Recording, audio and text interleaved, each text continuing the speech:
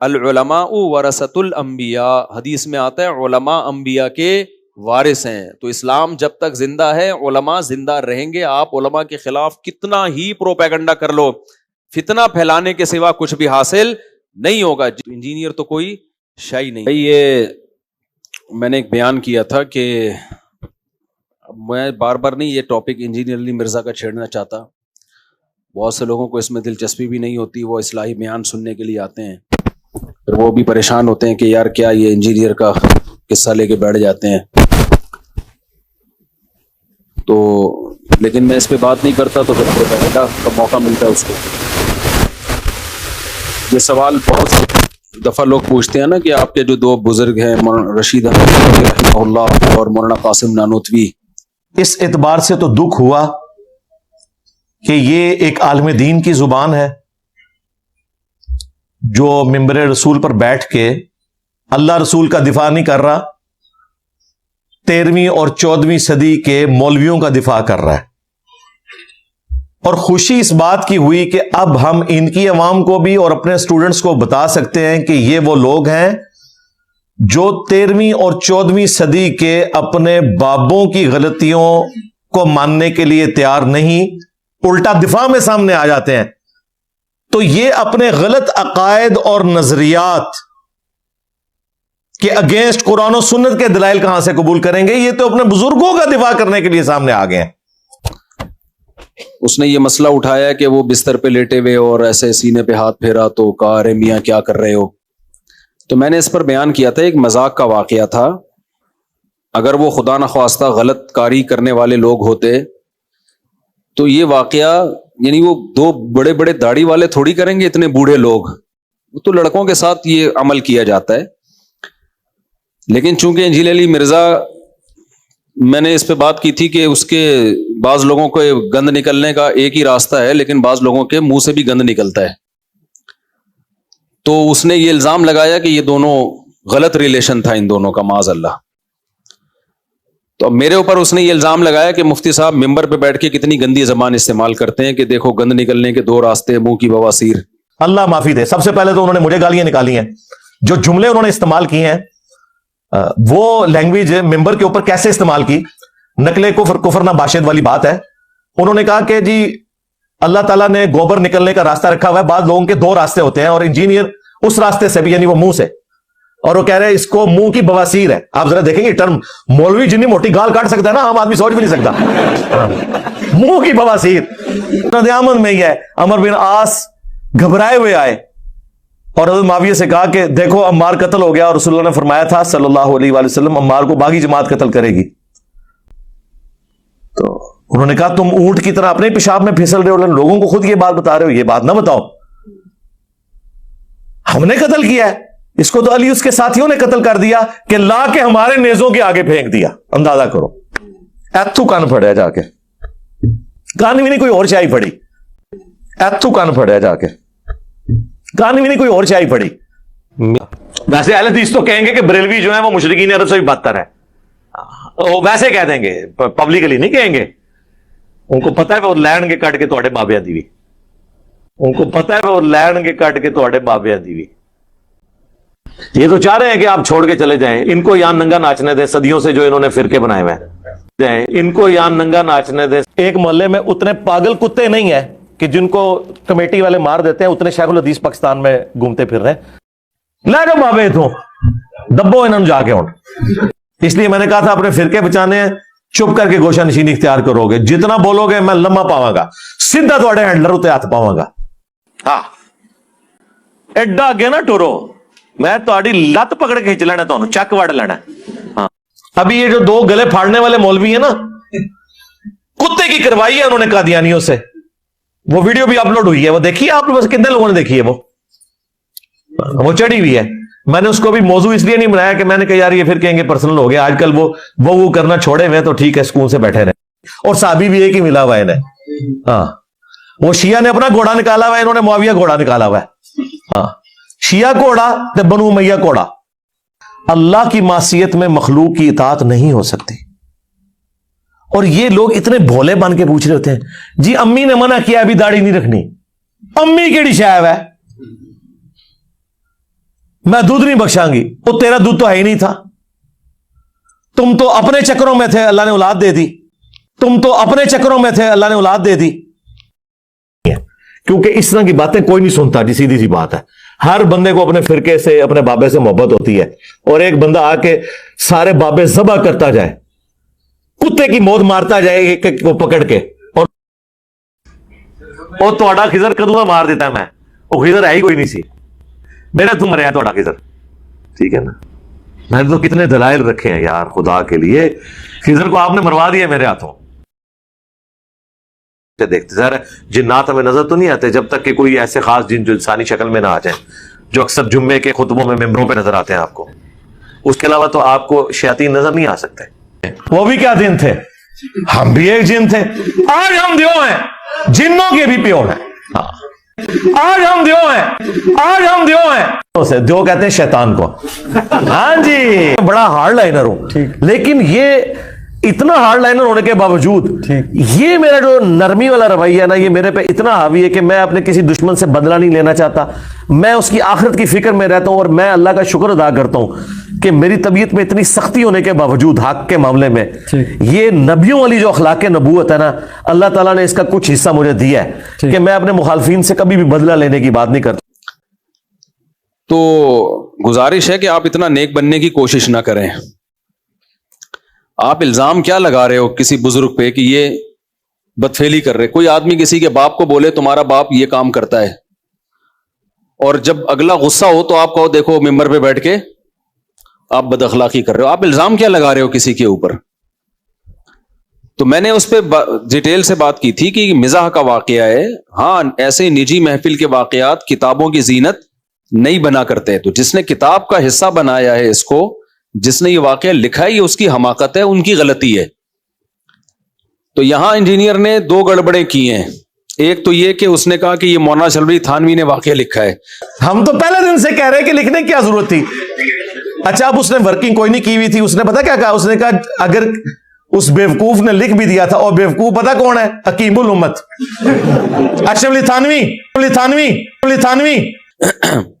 इसको तहकीक की तौफीक मिलती नहीं है। इसने अरवाह सलासा के टाइटल पे मौलाना शलवी थानवी का नाम देखा तो उससे ये धोखे में आया कि ये वाकया उन्होंने लिखा, हालांकि ये वाकया उन्होंने नहीं लिखा। ये अरवाह सलासा मेरे पास पड़ी हुई है, मैं जरा इसमें आपको सबूत दे देता हूं कि ये वाकया मौलाना थानवी रहमहुल्लाह ताला का लिखा हुआ नहीं है। देखो ये वाकया लिखा है हिकायत नंबर 304 228। इसमें लिखा है हजरत वालिद माजिद मौलाना हाफिज मोहम्मद अहमद और अम्मे मोहतरम मौलाना हबीबुर रहमान साहब ने ये वाकया बयान फरमाया। ये मुहर्रिर लिख रहा है कि मेरे वालिद ने और मेरे चचा ने। मौलाना शरफ अली थानवी के वालिद का नाम हाफिज मोहम्मद अहमद नहीं था, समझते हो, और ना उनके चचा का नाम मौलाना हबीबुर रहमान था। तो इस वाकये की निस्बत मौलाना थानवी की तरफ गलत है। हाँ, इस पे जब किसी ने वाकया लिख दिया है तो उस पे हाशिया लिखा है मौलाना थानवी रहमहुल्लाह ने, तो शायद इसी वजह से टाइटल पे किसी ने मौलाना शरफ अली थानवी का नाम डाल दिया है। लेकिन इंजीनियर कभी रुजू करेगा नहीं, वो फिर बात को घुमा देगा। इसलिए हम इस बहस में पढ़ते ही नहीं है कि ये वाकया मौलाना शरफ अली थानवी ने लिखा है या किसी और ने लिखा है। असल हमारा मुद्दा ये नहीं है। बिल फर्ज अगर मौलाना शरफ अली थानवी ने लिखा है तो भाई गलत लिखा है। हमने कब कहा कि हमारे अकाबिर से कोई गलती नहीं हो सकती। तो आप पर यह इल्जाम नहीं है कि ये आपका हम पे ये इल्जाम नहीं है कि लिखने वाले ने ये वाकया सही लिखा है या गलत लिखा है। अगर इंजीनियर हम पे ये इल्जाम लगाता कि एक निजी महफिल का वाकया था, उसको लिखने की क्या जरूरत थी, तो हम कहते बिल्कुल इंजीनियर ने दुरुस्त बात की है। वाकई ऐसे वाकयात किताबों की जीनत नहीं बनते। आप बेतकल्लुफी में किसी के साथ कोई हरकत कर रहे हो, दोस्त अहबाब कर रहे हो, तो उसको रिटर्न में थोड़ी लाया जाता है। ये तो एक बेतकल्लुफी का वाकया है भाई, तवाज़ो पर महमूल कर दिया उसको, लेकिन लिखने वाले ने लिख दिया अकीदत में। जिसने भी लिखा, चाहे हजरत अशरफ अली थानवी नहीं लिखा हो। तो हमारा इंजीनियर पे एतराज ये है, लेकिन अब भी ये इस एतराज का जवाब नहीं देगा, ये बात को घुमाएगा। एतराज ये है कि आप ये एतराज करते ना कि ये वाकया लिखने के काबिल नहीं है, निजी महफिल की ऐसी बेतकल्लुफी की बातें किताबों की जीनत नहीं बनती।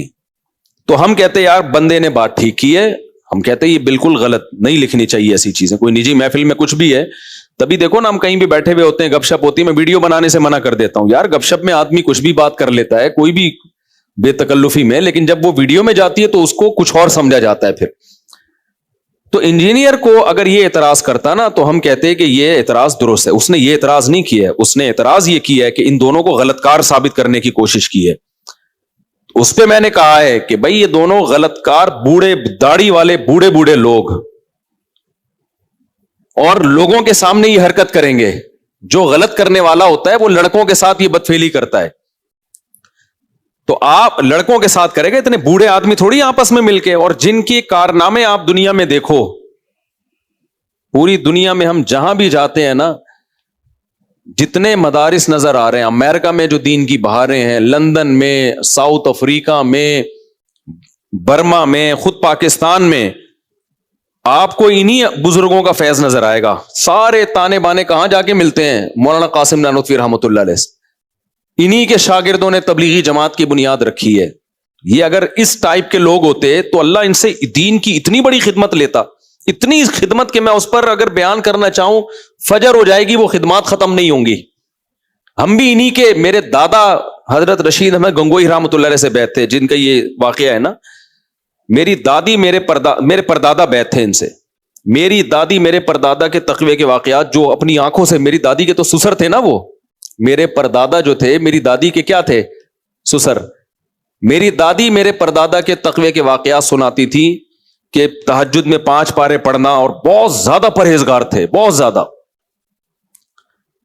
اور بیعت کس سے تھے؟ رشید احمد گنگوئی رحمۃ اللہ علیہ سے. اگر رشید احمد گنگوئی رحمۃ اللہ علیہ اس طرح کے ہوتے تو کسی کا پیر ایسا ہو تو مریدوں میں یہ برکتیں آئیں گی کیا؟ تو تم اتنا بڑا الزام لگا رہے ہو, تمہیں خدا کا خوف نہیں آتا, اور تم ہم سے اخلاق کی امید رکھو. یعنی تم کسی کے باپ پہ, ہمارے تو روحانی باپ ہیں یہ, ان کا بیچاروں کا اپنا کوئی روحانی باپ نہیں ہے. اس نے ایک دفعہ کہا تھا منگول ہیں, حالانکہ منگول حنفی تھے یا شافی ہوتے ہیں, زیادہ تر تو حنفی تھے.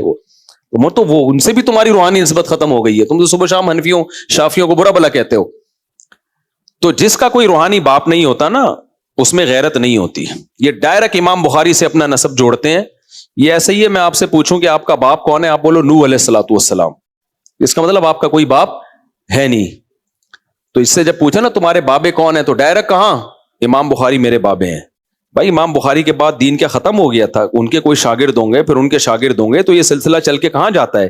یہ تواتر کے ساتھ ہونا چاہیے, کیونکہ نبی صلی اللہ علیہ وسلم نے فرمایا امت گمراہی پہ کبھی بھی جمع نہیں ہو سکتی. ہر دور میں نیک لوگ رہیں گے, نیک بابے رہیں گے, جہاں برے بابے ہوں گے اچھے بابے بھی ہوں گے. امت کبھی بھی بابا لیس نہیں ہو سکتی. تو چونکہ ہمارے تو بابے ہیں الحمدللہ, میرا روحانی سلسلہ تفسیر میں بھی, قرآن میں بھی, حدیث میں بھی, فقہ میں بھی سید الانبیاء محمد صلی اللہ علیہ وسلم سے جا کے ملتا ہے تواتر کے ساتھ. تو جن لوگوں کی برکت سے ہمیں دین ملا, جن لوگوں کی برکت سے ہمیں ٹوٹا پھوٹا نماز روزے کی توفیق ملی, آپ ان کو اغلام بازی کے تانے دو گے, تمہیں شرم نہیں آتی؟ تمہارے کوئی ماں باپ نہیں ہے جو تمہیں سکھاتے ہوں؟ خدا کی قسم میں یہ الزام لگاتا, میرا باپ مجھے ہینٹر سے مارتا کہ تو کیا کر رہا ہے, کسی کے بزرگوں پہ کیسے تانے لگا رہا ہے. میرا باپ مجھے ہینٹر سے مارتا. تو میں انجینئر علی مرزا کے والد سے پوچھتا ہوں کہ آپ نے اپنے بیٹے کو ایسا بے لگام چھوڑا ہوا ہے, مذہبی اسکالر بن کے وہ کسی پہ بھی فحش تہمت لگا دے, لونڈے بازی کی تہمت لگا دے, کچھ بھی کہہ دے, آپ اس کو کچھ. میں کتنے بچوں کا باپ ہوتا نا, میرا باپ اگر زندہ ہوتا مجھے ہینڈروں سے مارتا وہ کہ بیٹا تو میری جو ہے نا میرا نسب کو بدنام کر رہا ہے. لوگ کہیں گے اس کے باپ نے تربیت نہیں کی ہے کہ ممبر پہ بیٹھ کے کسی کے بزرگوں پہ فحش تہمتیں لگا رہا ہے یہ بیٹھ کے. میرا باپ مجھے نہیں چھوڑتا کسی قیمت پہ, اور میرے استاذ بھی نہیں چھوڑتے جو میرے روحانی باپ ہیں. آج میرے بہت سارے مشائخ زندہ ہیں الحمدللہ, جن سے ہم نے علم حاصل کیا. میں اگر کسی کے مسلک کے بزرگ پہ اغلام بازی کا الزام لگاؤں گا, خدا کی قسم میرے بزرگ میرے اکابر مجھے نہیں چھوڑیں گے, اتنا میرے خلاف ہو جائیں گے. تمہیں شرم نہیں آتی؟ تم ممبر پہ بیٹھ کے کسی کے بزرگ پہ ایک جزوی واقعہ جو ایک مزاح کا واقعہ ہے اس پہ تم یہ الزام لگا رہے ہو. لیکن انجینئر کے روحانی والد تو کوئی ہے ہی نہیں بیچارے کا. جو جسمانی والد ہیں میرے لیے قابل احترام ہے, میں ان سے کہتا ہوں کہ آپ اپنے بچے کو لگام دو. اس سے اشتعال انگیزی پھیلتی ہے, اس سے نفرتیں پھیلتی ہیں, اس سے لڑائی پھیلتی ہے, اس سے بہت کچھ ہوتا ہے. یہ تو بند کمرے میں بیٹھا ہوا ہے ایک برف خانے میں, نکلتا ہی نہیں ہے وہاں سے. تو یہ خلاصہ یہی نکلا کہ یہ مولانا شریف تھانوی رحمہ اللہ نے لکھا, اور بالفرض اگر لکھا بھی ہے تو بھائی غلطی ہے ان سے, انسان سے غلطی ہو سکتی ہے. اگر وہ زندہ ہوتے ہیں ہم ان سے کہتے حضرت یہ آپ سے غلطی ہوئی ہے, اگر یہ واقعہ نجی محفل کا تھا بھی تو اس کو کتاب کی زینت نہیں بننا چاہیے تھا. تو وہ مان لیتے اپنی غلطی ہے. مولانا رشید تھانوی رحمہ اللہ تعالیٰ کی سیرت بتاتی ہے, ہمارے حضرت مفتی رشید احمد صاحب نے ان کا واقعہ بتایا کہ جب ان کی مجلس میں کوئی آتا تھا نا تو اس آنے والے پر لازم تھا کہ پہلے اپنا نام بتائے, اپنا تعارف کروائے اور پوری ڈیٹیل بتائے کیوں آیا ہے, بغیر پوچھے اس کے ذمہ لازم تھا, ورنہ وہ ناراض ہوتے تھے. تو کسی نے ان کو حدیث سنائی کہ نبی صلی اللہ علیہ وسلم کے ایسے اخلاق نہیں ہے, پوری حدیث کے الفاظ مجھے یاد نہیں ہے, کہ جو آنے والا ہوتا ہے اس پہ ایک وحشت ہوتی ہے. سال کا اپنا یہ معمول تھا وہ چھوڑ دیا, فوراً حدیث سن کے رجوع کیا. پھر ان کی محفل میں جب بھی کوئی آتا تو وہ خود اس سے پوچھتے کیسے ہو, طبیعت کیسی ہے, تاکہ اس کی وحشت دور ہو, ورنہ نو وارد پر ایک وحشت ہوتی ہے نا وہ. تو وہ اپنی غلطی مان لیا کرتے تھے. ہم نے کبھی بھی نہیں کہا کہ علماء دیوبند سے کبھی کوئی غلطی نہیں ہوئی ہے. کتنے مسائل میں ہم نے کہا کہ بھئی یہ حدیث ضعیف ہے. بہشتی زیور مولانا شلوی تھانوی رحمہ اللہ کی کتاب ہے, اس میں لکھا ہوا ہے 15 شعبان کا روزہ سنت ہے, مگر ہم فتویٰ کیا دیتے ہیں, سنت نہیں ہے. وجہ اس کی ہے کہ بھائی وہ جو حدیث ہے اس بارے میں وہ ضعیف حدیث ہے. تو حکیم الامہ حضرت مولانا شلوی تھانوی بہت بڑے محقق تھے, لیکن غلطی ہر انسان سے بولو ہو سکتی ہے. تو ہم نے اپنے بڑوں سے یہ چیز سیکھی ہے, اس میں کوئی ٹینشن کی بات نہیں ہے. ہم اگر اکابر پرست ہوتے تو ان سے کوئی غلطی ہوتی اس کو بھی سیدھا کر رہے ہوتے ہم بیٹھ کے. لیکن انجینئر علی مرزا کے جو فالوورز ہیں وہ بہت بابا پرست ہیں, انہوں نے قسم اٹھائی ہوئی ہے کہ اس کی ہر الٹی بات کو سیدھا کرنا ہے.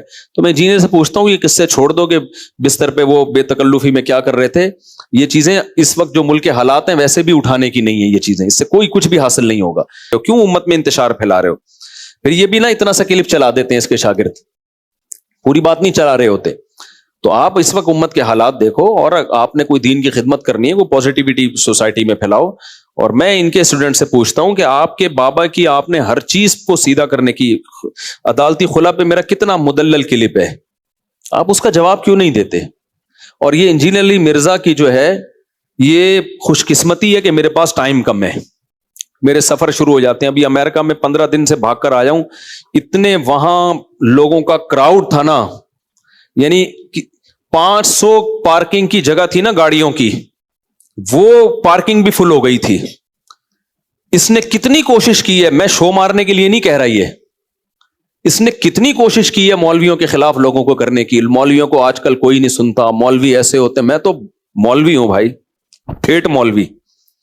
امریکہ جیسے لاس اینجلس جو ٹیکنالوجی کا ہب سمجھا جاتا ہے, لاس اینجلس اور سین فرانسسکو جو LGBTQ یعنی لبرل اور سیکولر لوگوں کی جڑ ہے, وہاں پہ اتنا کراؤڈ تھا نا, ہم نے کیمرے سے کوریج بھی نہیں کی ہے کیونکہ ہمیں نہیں تھا کہ کوئی ہم اس کے بہت زیادہ اہتمام کریں, دنیا کو دکھائیں. ہم اتنا کراؤڈ تھا کہ تصور سے زیادہ.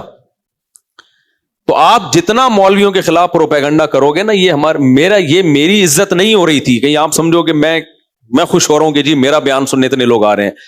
بھائی علماء کی عزت ہے, ہم تو علماء کی خاک کے برابر بھی نہیں ہے. ہم جیسے نالائقوں کی ہو, جو صحیح علماء جائیں تو اس سے ڈبل کراؤڈ ہو, جو صحیح پراپر علماء. ہم تو ان علماء کے مقابلے میں جاہل ہیں.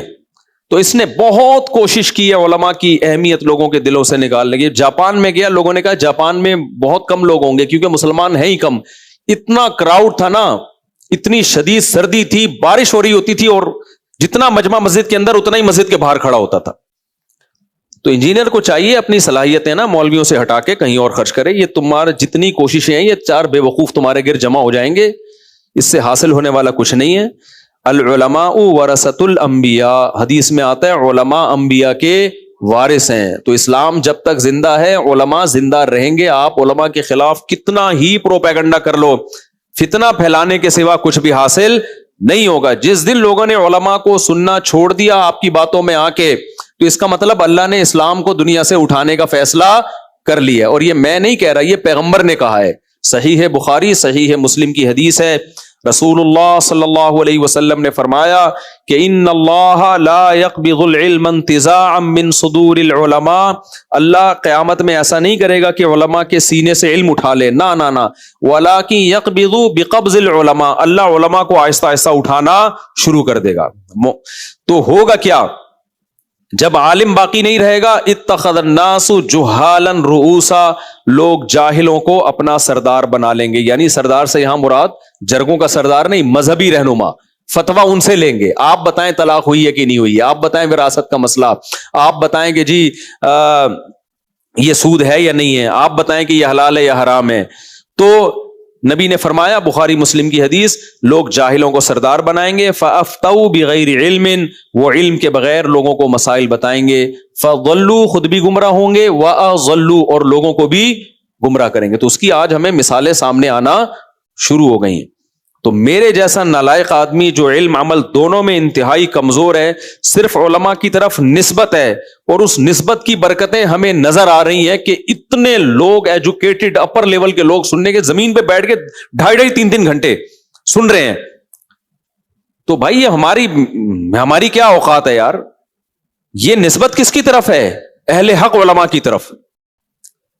تو آپ کیسے اس کو کر سکتے ہو؟ آپ اپنی صلاحیت, جیسے وہ لوگ فقہ حنفی کے خلاف بولتے رہتے ہیں نا, اس سے فقہ حنفی ختم نہیں ہونے والا. 50% سے زائد لوگ اہل سنت میں آج بھی فقہ حنفی کو فالو کر رہے ہیں. تو آپ کوئی اور کام کرو, غیر مسلم کو مسلمان بنانے کی محنت کرو. حنفی ایسے ہوتے ہیں, شافی ایسے ہوتے ہیں. ابے بھائی 99.9% امت تو حنفی ہے, شافی ہے, مالکی اور حنبلی ہے. اور یہ ہم اخباروں کی رپورٹ تھوڑی بتا رہے ہیں, دنیا میں ٹریولنگ کرتے ہیں ہم. سعودی عرب میں حنبلی ہیں علماء, وہاں فقہ حنبلی پڑھے بغیر آپ کو کوئی سرکاری عہدہ نہیں ملتا سعودی عرب میں, جب تک آپ فقہ حنبلی پراپر نہیں پڑھ لیتے. آپ انڈیا, پاکستان, برما, بنگلہ دیش, افغانستان اور آذربائیجان, بخاری, امام بخاری کا وطن بخارا, وہاں میں گیا ہوں. یہ پوری آدھی سے زیادہ آبادی مسلمانوں کی ان کنٹریز میں ہے. یہ سارے حنفی ہیں A to Z. Malaysia, Indonesia, یہ شافی لوگ ہیں سارے. تو یہی آپ کے مسلک پہ ہے کون؟ تو آپ لوگوں کو کس چیز پہ فوکس کر رہے ہو سارا دن؟ یہی ایسے ہیں, یہ ویسے ہیں, اس کا رزلٹ کچھ بھی نہیں آنے والا. آپ کی صلاحیتیں 4 بے وقوف آپ کے گرد اکٹھے ہو جائیں گے. اور میں بار بار یہ بتاؤں, ہمیں فرقہ پرستی کا جو تانا دیا جاتا ہے نا, یہ دیوبندی ایک فرقہ ہے.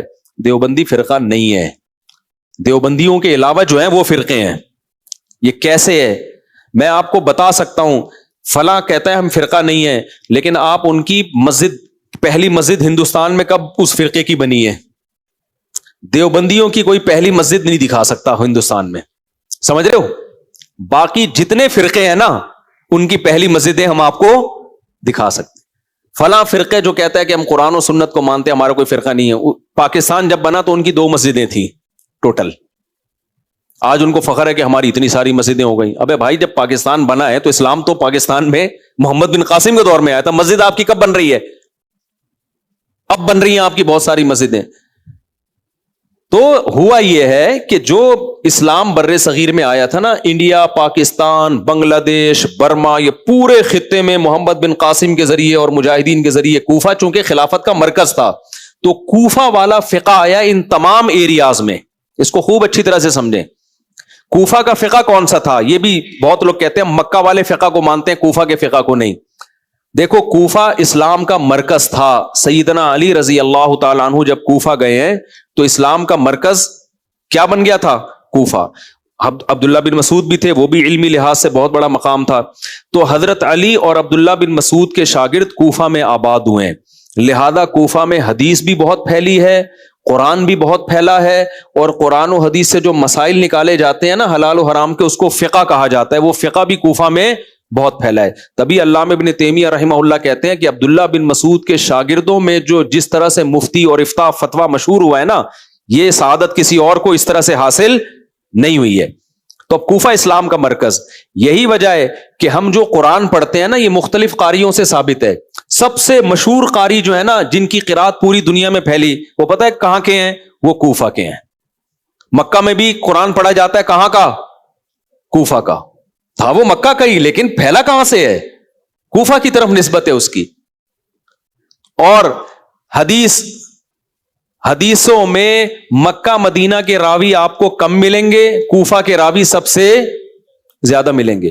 امام بخاری رحمہ اللہ تعالی لکھتے ہیں کہ میں علم حدیث حاصل کرنے کے لیے دمشق اتنی دفعہ گیا, مصر اتنی دفعہ گیا, مدینہ اتنی دفعہ گیا, مکہ اتنی دفعہ گیا.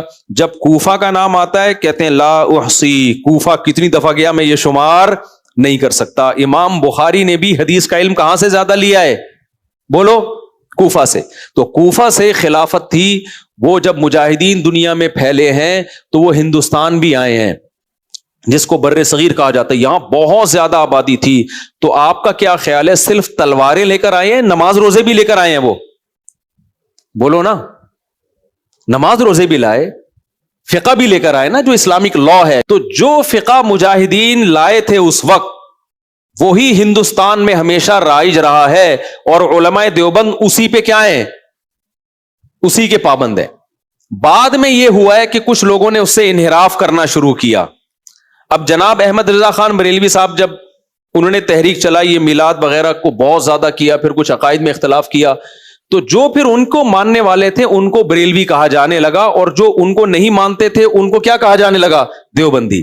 تو یہ نام اس وقت پڑا ہے تاکہ بریلویوں سے فرق کیا جا سکے. یہ عقائد اور اعمال